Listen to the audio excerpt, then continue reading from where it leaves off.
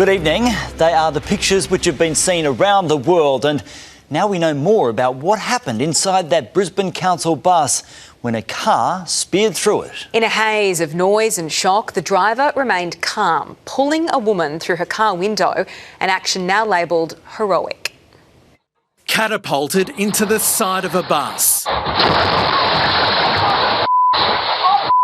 A car wedged between mangled metal and shredded seats. Bus driver Charles jolted by the force of the impact, but instinct takes over. Are you okay? Calling 000, turning to a woman trapped. The car door jammed shut. The 66-year-old lifts her through its shattered window. Calm and composed amid chaos. Mate, everything's okay. We're fine. There's no manual for this sort of situation. I want to thank the driver for his quick wits in what is an unprecedented situation. It happened in Archerfield in Brisbane South last Wednesday. Another vehicle cut in front of this Toyota Yaris. The driver swerved, hit a traffic island and sent the car airborne. Charles was returning to the depot after finishing his shift, his final passengers stepping off just 17 minutes earlier. If this was an in-service bus, it would have been, I think, a tragedy. There was one other person on board the bus, Charles's wife. I'm going to be in trouble because I'm on the bus, aren't I? The Lord Mayor is backing Charles, I guess given the circumstances, we'll let that one go through the keeper. promising praise, not punishment. The council is now considering formally recognising Charles to ensure his courage in a critical moment doesn't go unnoticed. It's a testimony to him and all our drivers, both their skill and training. Heroics making global headlines from Singapore to the UK and New Zealand. Before getting some air and flying into the side of a bus. Works to repair the bus will soon get underway. Charles ready to return to work and hoping his next shift is a little less eventful. Michael Hammond, 7 News. A father has given graphic evidence about a trip to Alan Jones's country estate as a scared teenager. He told the court he was speaking out now, 20 years later, to teach his daughter right from wrong. And we warn details in this story may be distressing. Former radio titan Alan Jones is delivered for day 2 of his trial. Whoa. Just stop pushing, guys. Just step back a little bit for a sec. Up to 4 more months of this to go. The former Wallabies coach again pushing through a media scrum. We'll be your left. Where are we going? Be your left. We're going to take left, all right, mate? For 85 years, Jones has been staunchly protective of his private life, but today, hours of graphic allegations about it, sitting unresponsive to lurid details from alleged victim, then teen athlete, complainant Jay, recounting a trip to Jones's sprawling $17 million farm at Fitzroy Falls in 2004, alleging that in the car on the way, Jones took hold of my leg and part of my penis and said, "Oh, what's that?" When they arrived, he says, he was told to shower and change into a bathrobe, nothing else.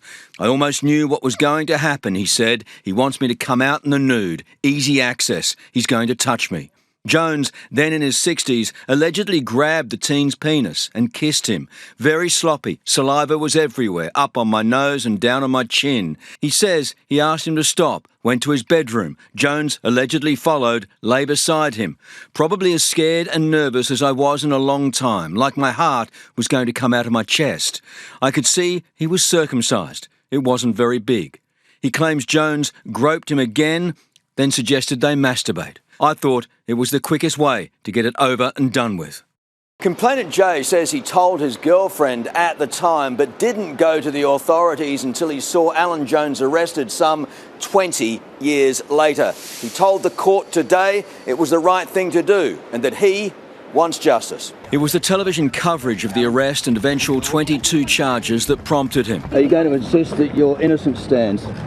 Disappointed he hadn't stood up to Jones earlier. "I'm a father now and a proud dad. I want to teach my daughter right from wrong," he said. "What Jones was doing was wrong. People need me to do this." Jones left court smiling. His legal team finally launched his defence this afternoon. So you'll fall over going backwards. Testing the credibility of the first complainant, knowing there's 5 more to go. Chris Reason, 7 News. A doctor is on trial for manslaughter over a home birth in Ipswich, which ended in the mother's death. The GP is accused of killing a woman by missing crucial warning signs. From doctor to defendant, Robin Mary James is accused of killing her patient, not with intent, but by neglect. 41-year-old Ipswich mother Vicky Butler died in December 2017, hours after a home birth. A court was told she suffered a postpartum hemorrhage, which her doctor failed to notice. The jury heard Robin James arrived at the home without medical equipment, helped deliver the placenta but didn't examine it.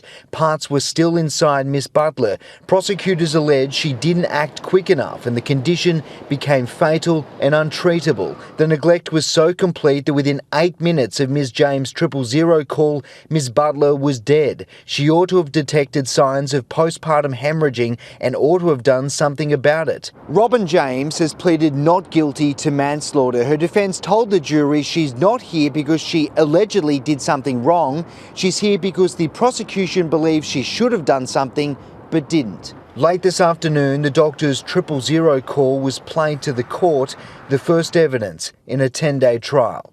Garth Burley, 7 News. First home buyers who've used the federal government's 5% deposit scheme may soon face a reckoning. That warning from the Coalition, which says a house price freefall could hurt at least 35,000 Australians. And now banks are predicting a savage price plunge.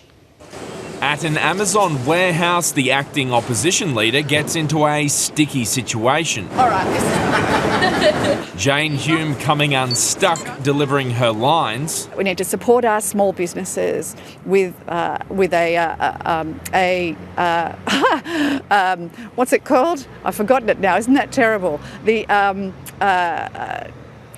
It's an asset write-off. There we go. On message when it comes to the property downturn. A collapsing housing market is not a good sign for a strong economy. Coalition analysis predicts 34,000 first-time buyers who use the 5% deposit scheme will lose $2.2 billion in value and go into negative equity if dwelling prices fall by 10% as predicted by Morgan Stanley. We're not anticipating to see falls that big. KPMG projects a fall in house prices of only 1.1%, but NAB says it'll be much steeper, 5%, with big drops in Sydney and Melbourne. Negative equity remains very limited, affecting less than 1% of borrowers. Government sources accusing the Coalition of doing its maths on the back of a napkin. We want to see more first home buyers owning a home.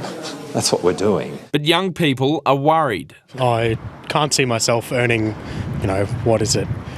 Even a 5% deposit rate. Tonight, KPMG's chief economist is warning borrowers still have to brace for one more rate hike this year. We think that the Reserve Bank's in a rock and a hard place in relation to trying to tame inflation. The RBA board meets next week. Josh Martin, 7 News. One moment, he was waiting for a bus at Burleigh. The next, Chris Williams was crushed beneath a brick shelter. Tonight, we can take you inside a marathon 12-hour surgery that's given him a second chance at life. Just trying to get home. Instead, Chris Williams woke from a coma into a nightmare.